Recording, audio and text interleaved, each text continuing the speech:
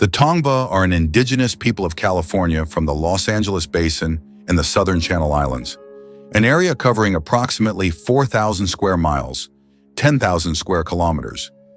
In the pre-colonial era, the people lived in as many as 100 villages and primarily identified by their village rather than by a pan-tribal name. During colonization, the Spanish referred to these people as Gabrieleño and Fernandeño, names derived from the Spanish missions built on their land, Mission San Gabriel Arcángel and Mission San Fernando, Rey de España. The most often used endonym among the populace is Tongva, which was coined by Narcisa Higuera in 1905 to describe those living close to Mission San Gabriel. Some individuals who consider themselves to be the people's direct lineal descendants support using their ancestral name, Kij, as an endonym. At the time of the European contact, the Tongva and other communities like the Chumash were significant players in the cultural and economic dynamics of the area.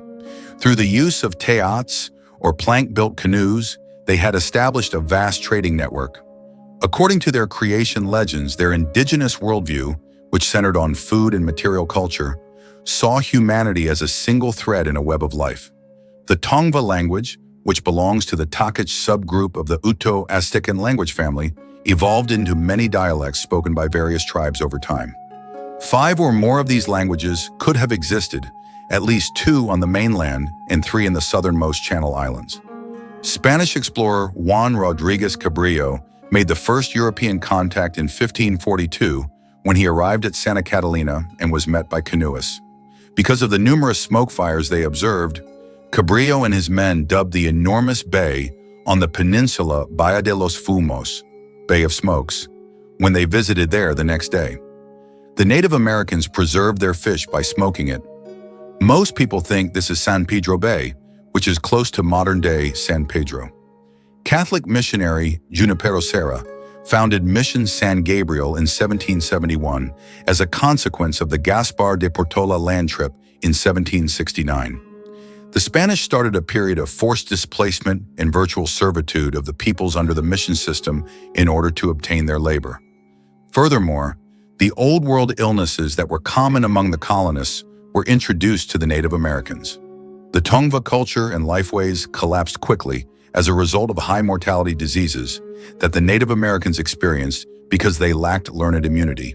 They responded with resistance and uprisings, such as the failed 1785 uprising, led by female leader Toy Purina and Nicolas José.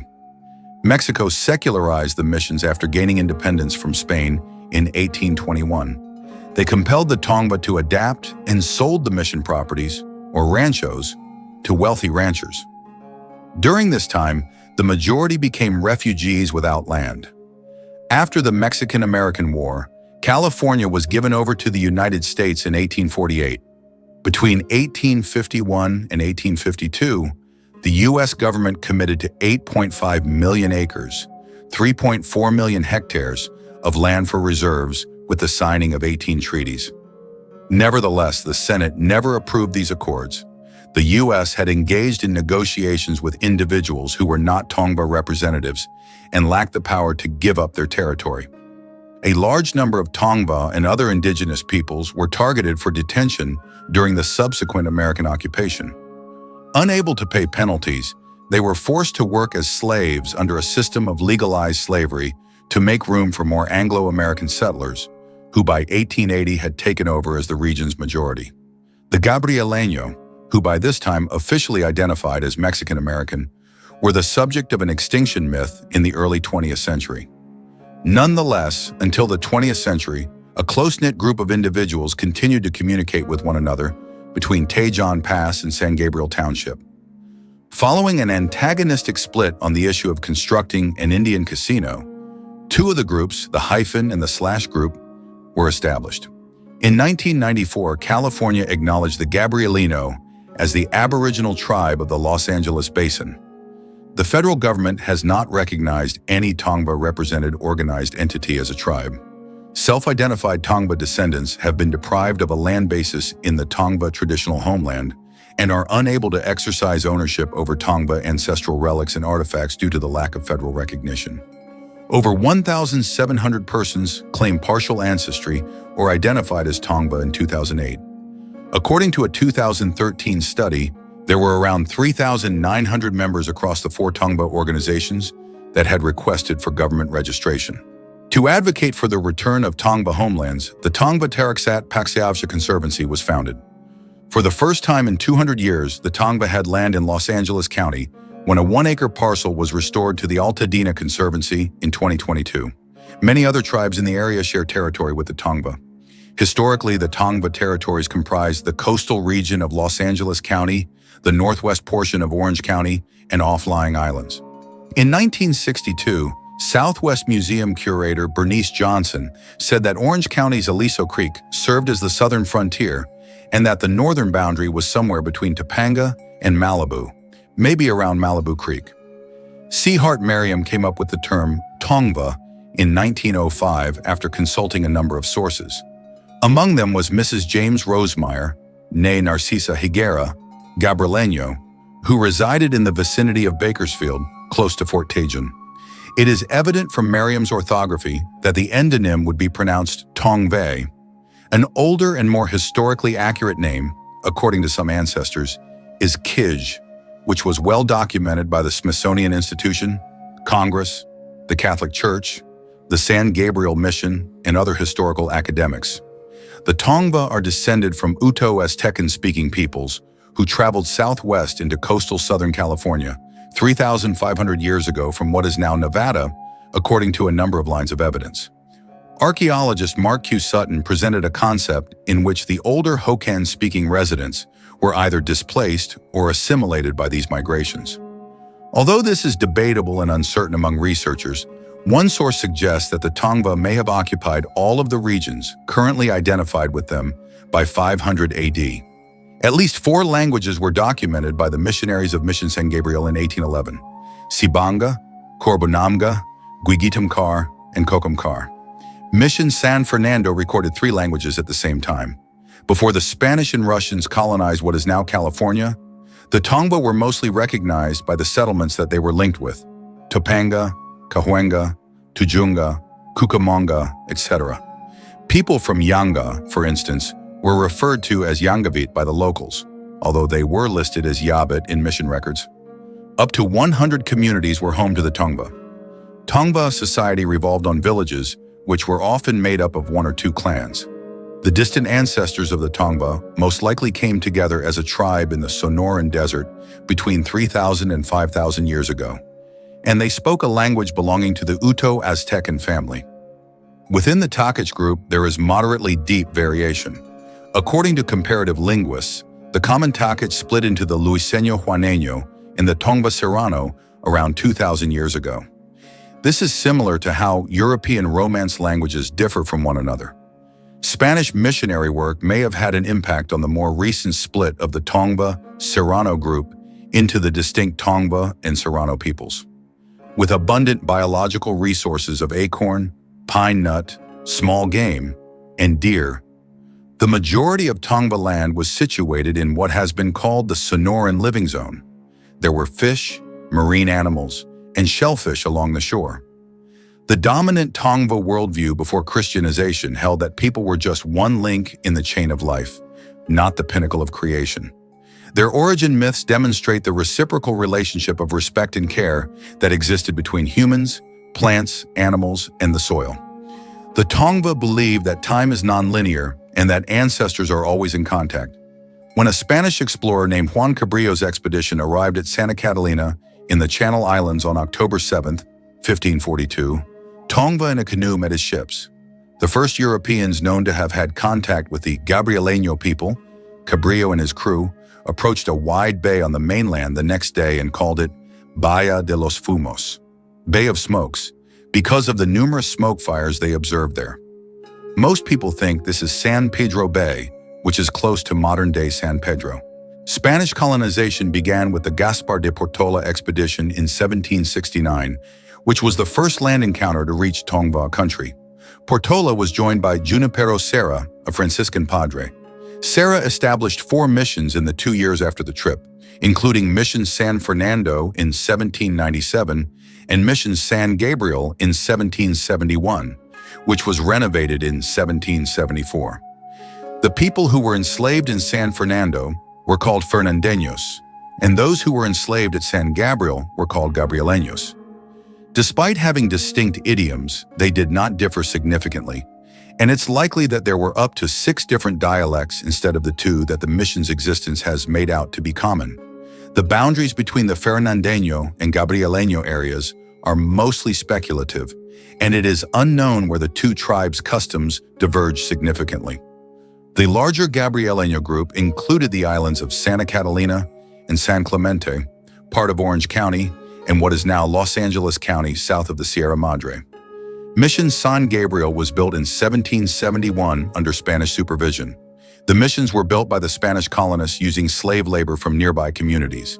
In 1774, the Spanish ordered the mission to be moved 5 miles north after the first one was destroyed, most likely by El Niño floods. They also started calling the Tongva Gabrieleño. The original town of Los Angeles was established in 1781 at the Gabrieleño community of Yanga, near the Los Angeles River by missionaries and Indian neophytes, or baptized converts. It was known as the Village of Our Lady, the Queen of the Angels of Porciúncula, or El Pueblo de Nuestra Señora la Reina de Los Ángeles de Porciúncula. The Nuestra Señora Reina de Los Ángeles. Asistencia, a sister mission, was also established in Yaanga in 1784. Devastating outcomes resulted from the baptism and indoctrination of entire communities into the mission system. For instance, the people of Guaspet village were baptized in San Gabriel between 1788 and 1815. Native Californians experienced widespread stress due to the mission's proximity, which led to forced transformations in all aspects of daily life, including manners of speaking, eating, working, and connecting with the supernatural. According to academics John Dietler, Heather Gibson, and Benjamin Vargas, Catholic enterprises of proselytization, acceptance into a mission as a convert, in theory required abandoning most, if not all, traditional lifeways. To maintain control, a variety of tactics were used, including the use of violence, age and gender segregation, and the use of recent converts as tools of control over others. Father Zalvidia, for instance, disciplined suspected shamans by chaining traditional religious practitioners together in pairs and sentencing them to hard labor in the sawmill and by frequent flogging. At Mission San Gabriel, according to a missionary at the time, 3 out of 4 children passed away before turning 2. The San Gabriel mission grounds include the remains of almost 6,000 Tongva. The Franciscan Padres eliminated Indians with the effectiveness of Nazis operating concentration camps, according to Carrie McWilliams' description. Tongva's opposition to the mission system is well documented. At the moment of death, many people went back to their village. Despite the efforts of the missionaries and Padres to regulate them, many converts continued to follow their ancient customs in both spiritual and home contexts. The manufacturing and usage of lithic and shell beads continued, and traditional foods were included into the mission diet. More overt forms of resistance were also common, including fujiti, labor slowdowns, abortion and infanticide of rape-related infants, and refusal to enter the system. At Mission San Gabriel alone, there were 5 significant uprisings documented.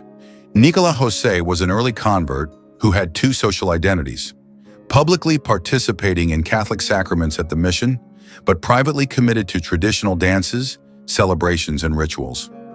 He led 2 rebellions against the mission system in the late 18th century. In October 1785, he led 8 foothill villages in a revolt with Toyparina, who further organized the villages, which demonstrated a previously undocumented level of regional political unification, both within and well beyond the mission. He also took part in a failed attempt to assassinate the mission's priests in 1779. However, conflicting native allegiances and mission troops being informed of the effort by converts or neophytes were factors in the 1785 attempt's failure. For the 1785 insurrection, Toyparina, Jose, and 2 other rebel leaders, Chief Tomasaja Quichi of Juvit village and a man called Alajibit from the neighboring town of Jajamovit, were tried. Jose said during his trial that he took part because the missionaries' dance and ceremony prohibition, which the governor of California imposed in 1782, was unacceptable since it hindered their funeral rituals. She allegedly took part in the attack because she hated the Padres and all of you for living here on my native soil, for trespassing upon the land of my forefathers, and despoiling our tribal domains, according to Toy Purina, who was famously cited when asked about the incident. Be done with you, white invaders. I came to the mission to motivate the filthy cowards to fight, not to shudder at the sight of Spanish sticks that spit fire and death, or to throw up at the foul stench of gun smoke. The veracity of this quotation has been disputed by academics. Thomas Workman Temple, the sixth paper, Toy Purina, the Witch and the Indian Uprising at San Gabriel, suggests that it might not be entirely consistent with the testimony that Spanish officials at the time recorded.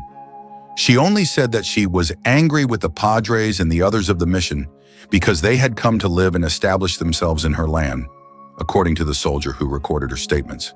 Nearly 3 years later, in June 1788, their penalties came from Mexico City. Nicolas Jose was barred from San Gabriel and given a 6-year sentence of hard labor in irons in the region's most remote prison. Toy Purina was sent to the furthest Spanish mission after being exiled from Mission San Gabriel. The Spanish crown's claims to California were shown to be disputed and insecure by opposition to Spanish control. San Gabriel, which supplied immigrants and communities across Alta California with cattle, sheep, goats, hogs, horses, mules, and other commodities, was the wealthiest colonial mission system by the 1800s. According to some historians, the mission system severely undermined indigenous lifeways and sovereignty by enforcing forced labor. Indian children were taken from their parents to be raised behind bars at the mission, according to latter-day ethnologist Hugo Reed. They were only permitted to leave the sealed dorms to go about their prescribed tasks in church business. Boys and girls were employed in the mission's extensive orchards and vineyards when they were old enough. Soldiers stood by, prepared to pursue anyone attempting to flee. Reed said in 1852 that he was aware of Tongva who were branded on the lip for trying to escape or had an ear lopped off. The number of Gabrieleño workers at the mission was 1,201 in 1810. After rising to 1,636 in 1820, it fell to 1,320 in 1840-1830. Up to the early 19th century, there was still opposition to this forced labor system. The San Gabriel Mission noted in 1817 that there were 473 Indian fugitives. With the assistance of Mexican authorities, a German immigrant bought the property where the settlement of Yang Na was located in 1828 and forced the whole population to leave.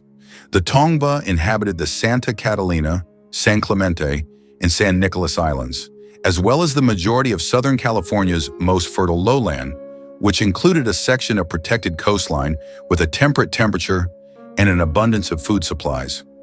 Among the Uto-Aztecan speakers in California and south of the Tehachapi, the Tongva were a significant cultural group that influenced other indigenous tribes via interaction and commerce. The Gabrieleño were the ancestors of many of the cultural innovations of the neighboring southern peoples. The Tongva were able to maintain trading contacts with the Cahuilla, Serrano, Luiseño, Chumash, and Mojave because the area was the hub of a thriving commerce network that stretched from the Channel Islands in the west to the Colorado River in the east. They used and coexisted in a connection with the plants and animals of their ancestral lands, much like other indigenous peoples. According to ecologist Matthew Tudemez, villages were spread over 4 main natural zones: the exposed coast, sheltering coastal canyons, grassland, oak forest, and interior highlands and foothills. Because of this, resources including plants, animals, and earth minerals were varied and utilized for a range of things, including materials and food. Among the most notable plants were yucca, chia, cattail, datura, or jimson weed, white sage, Juncus spp, Mexican elderberry, wild tobacco, and oak trees. Mule deer, pronghorn, black bear, grizzly bear, cottontail, black-tailed jackrabbit, bald eagle, red-tailed hawk, dolphin, and gray whale were among the notable wildlife. Along the seaside, the Tongva were concentrated. In addition to hunting and fishing in the Los Angeles River's estuary, the Gabrieleño constructed seaworthy plank boats, known as teat, out of driftwood, just like their northern and western neighbors, the Chumash, along the Pacific coast. They constructed them using driftwood pine boards that were edge to edge, stitched together with vegetable fiber string, and then cemented with tar that was either accessible from the La Brea tar pits or as asphalt that had washed up on beach from oil seepages offshore. The completed vessel was sealed with pine pitch, tinted with red ochre, and caulked with tar and plant fibers. According to the Sebastián Vizcaíno expedition, the teat could accommodate up to 20 people together with their equipment and trade items. These canoes played a significant role in the economy and social structure of the area by facilitating the growth of trade between the mainland villages and the offshore islands. Food and manufactured goods were traded between the interior and mainland coast residents. On a regular basis, the Gabrieleño sailed their canoes to Catalina Island, where they collected abalone by using tools made of broken whale ribs or other sturdy bones to pry it off the rocks. The village chief oversaw the management of food resources in the Tongva economic system.